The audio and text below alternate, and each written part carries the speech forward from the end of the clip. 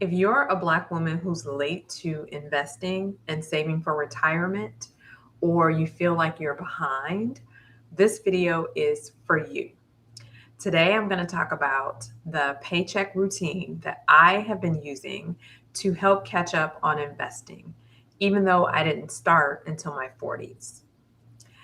But first, let me say hello. My name is Celeste, and on this channel, I help mid career professional Black women build a life of freedom.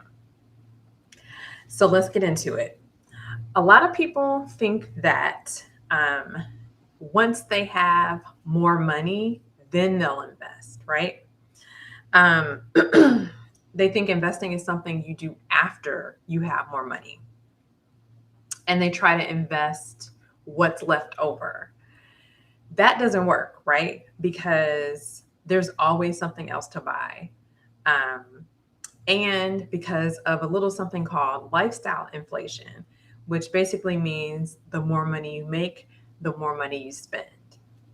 And if you see me looking down, I'm just looking at my nose, right? So it's really a fallacy to wait until you have, and I don't know, fallacy is probably not the right word, but like it's nonsense to wait until you like have extra money to invest, because really there's no such thing. You have to create the money to invest by making room in your budget for it. So I'm going to talk about that a little bit. The first thing that you need to do, and I know I said a scary word, I said budget. You can call it spending plan if that's what you prefer. But the first step is to write out a budget, because you have to know what you're working with to know how much you can contribute to investments. And if that makes you uncomfortable or you're afraid of that, here's the thing. The money is going to be what it is, whether you know how much you have or not. So it's better to just know, and then at least you can make an action plan. You can, close gaps, cut spending, whatever you need to do, right? But you need to know what it is first. So what happened to me is I didn't know what I was working with until I wrote my numbers down. And then when I saw it on paper, I was mad because I saw how much money I was letting just like slip through my fingers through mindless spending. And all of that money could have been going toward a goal, but I didn't know it because I didn't see it. So if you are somebody who does like a mental budget, which is what I used to do, I used to say, okay, here's what I get paid, and here's the bills and stuff I have to pay, and then that's it. Whatever is left is, woohoo, let's go have a good time, right? For investing, you have to be intentional. So just in case anybody needs to hear that, I've been there. That used to be me. You got to write it down or use a spreadsheet or whatever. The second thing is that you need to define a goal, meaning what's your why? What are you investing for, right? So for me, when I started this journey, I started it because I discovered the FIRE movement, which is financial independence, retire early. And I was like, retire early sounds great to me. How do I do that? So that was why. So in my case, I found out that if I prioritized investing, I could buy my freedom, basically. And so I started with that goal in mind, which meant that I prioritized retirement investing, I guess, because my goal was early retirement. I was like, I need to build up my retirement accounts. So here's the paycheck routine that helped me. I take my goals for my retirement accounts and I treat them like a bill. That's it. The way that we treat our bills is they are non-negotiable. They have to get paid. So that's how I treat it.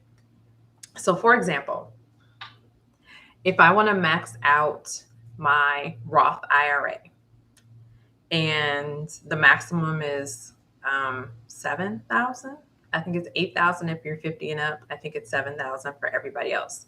So I would take 7,000 and I would divide it by the number of paychecks that I had in the year. So let's say I'm working the whole year, there's 26 paychecks, biweekly. I would take that 8,000 divided by 26 weeks, and I would put a line item in my budget to pay that portion of the Roth IRA contributions out of every paycheck. And if I had other accounts that I was trying to fill, either max them out or contribute to, I would just do the same thing and add them as a line item in my budget, like right under the bills and the utilities and stuff, right under that, before you get to the fungible spending and the entertainment budget and even the food budget for me, because I'm like, I can adjust, right? So if you are prioritizing 401k investing, then you already know this, but just pretend like that money does not exist, right? So you set your contributions, you are going to work with whatever's left and just pretend like that money never existed. So when I started this journey, that's what I did. I kind of like inched up my contributions in my 401k, because if you're starting from zero and you don't have good spending habits and you don't have an investing habit at all, the idea of somebody taking some money out of your check is real uncomfortable. And you're like, but I need it, but I need every dime. I need all of it. So I kind of started with like whatever the match was. I started with that percentage because I'm like, that's free money. Get that, right? And then I was like, okay, well, maybe I would get paid and I'll be like, okay, I didn't really feel that. Okay, I'll inch it up another percent. And then the next paycheck would come and I didn't notice the money was missing. And then I inched up a little bit more. And yeah, I was going to say something about that, but it doesn't come out dollar for dollar, I guess. That's what I was going to say. I didn't want to go off on a tangent, but like the money, because it's pre-tax money, it's not like if you put $200 in your 401k, your paycheck is $200 less. Like it doesn't work like that. But I had to see it and experience it to be like, oh, okay. And then because everything in my budget was like now allocated, I was like, okay, well, I have a little bit more room to like slide the 401k up a little bit more. So anyway, long story short, I ended up maxing out my 401k. And then I was like, okay, now I got the hang of it. What else can I add? So I added a Roth IRA to my budget. And I was like, okay, well, I don't want to do too much. Let me just put in like $1,000 in Roth, see what happens. So like, let me take $1,000 and divide it by 26 paychecks and figure out, and I did that. And I was like, okay, I could do better than $1,000.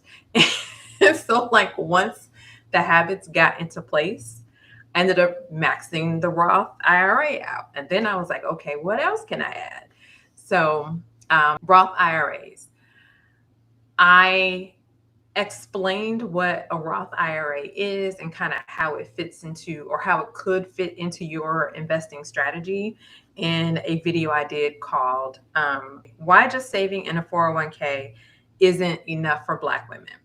And I'll link that in the description. Y'all, these video names, I don't remember what they are. I have to read them off the sheet. Okay. So, all right. So where was I? I added an HSA. An HSA is a health savings account. But for me, what it does, as somebody who started late with retirement investing, is it gives me another place to invest for retirement. And that's a whole separate video. If you're interested in hearing more about that strategy, I can do another video on that. Let me know. But I added that as a line item. The first year I did it, let me back up a step. Normally, HSA contributions come out of payroll, but the very first year that I did it, the company that I was working for didn't set that up automatically. So I had to put in the contributions myself. And so I had to put them as a line item. But going forward at my new company, they just came out of payroll. So it was just like the 401k. Like I would go in and do my enrollment, benefits enrollment. I put in the maximum amount for the year and say, just divide it up across the paychecks so that by the end of the year, I've maxed it out. And then I would pretend like that money never existed and live off of what was left. And then eventually I added a after-tax brokerage to my budget. So changed jobs, made more money. Instead of saying, oh, what else can I afford now? As far as like spending, buying stuff, I was like, what else can I invest in now? Where else can I put some money so that I don't have to work until I'm 65? And that place was a brokerage account. So I opened that and I was like, okay, well, what amount? I did my numbers. I was like, okay, well, looks like every paycheck I can afford to put in this amount. So that's the line item in the budget. And every paycheck, it gets paid just like a bill along with the Roth IRA. If this is helping you to kind of get a feel for how investing can fit into your real life, please hit the like button so that other people can find this video. What if you don't have a steady paycheck or you work seasonally? I'll say it like that. This might not be a lot of you, but this is actually my situation. So as a contractor who only works part of the year, I use the same strategy. I just have to do it on a different timeline. So real life example, I got a job and I will be working 7.5 months out of this year. And so that gives me 7.5 months to max all this stuff out.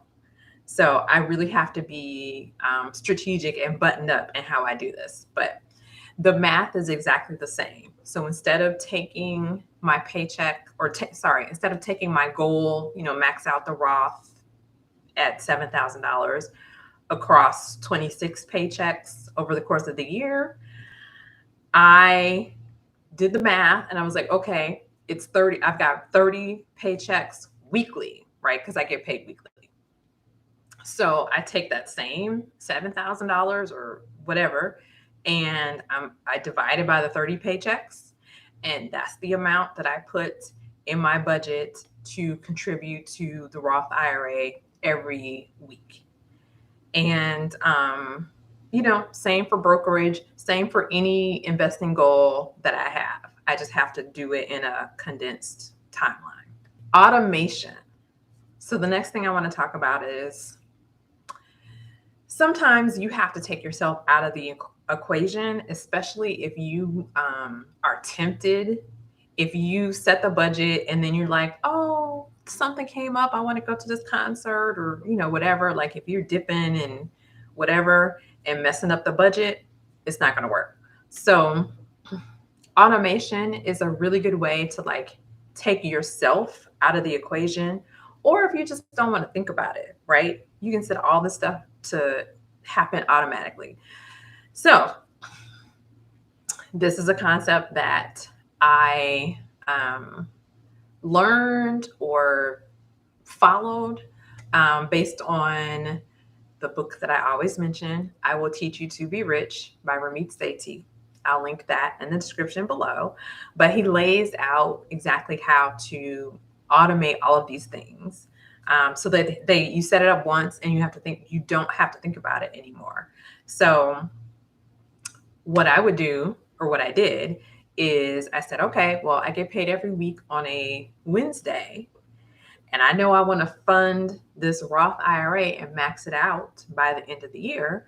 So there's two ways. You could either like have your payroll like directly put the money where it's supposed to go. I like to have a little bit more control than that. So I don't do that. I just have them give me the money first and then I set up where it needs to go. But anyway, if I got paid on a Wednesday, I would give myself like maybe 2 days buffer just in case something funny happened with the payroll. And then I would say, okay, every Friday, take that weekly Roth contribution and transfer it over to the Roth account and invest it in, whatever. And you just, rinse and repeat for whatever you're trying to invest in. So that's automation. Um, and like I said, I'll link that book for you in the description. Okay, so the next thing, the fun thing, leave room for joy. So I've talked about a lot of like discipline and systems and all this stuff, but none of that works if you don't have any motivation, right? If it's just all eating your vegetables and there's no fun, you're not going to stick to it. So my rule is I save and invest for wealth building purposes, and then I get to play with whatever's left. And I have a line item for that in the budget too. In my case, I literally call it joy. And I have like little suggestions there for stuff that I can do with it, order a DoorDash or like whatever it is, right? So again, you want to stick to it, right? So if, every single dollar and cent, you're like, oh my God, I've got to use it for investing, you're not going to stick with it. Nobody can live like that. If you find yourself asking like, do I save more or do I invest more for retirement, or do I get the ice cream? Get the ice cream. All right.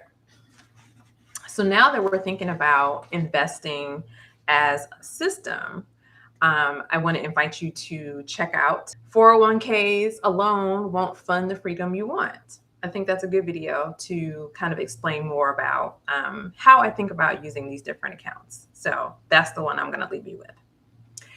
And what I would love to hear from you is, what is one thing that you've done to make investing easier or make it a consistent habit? Or what's one thing that you would consider doing to help make investing a consistent habit for you?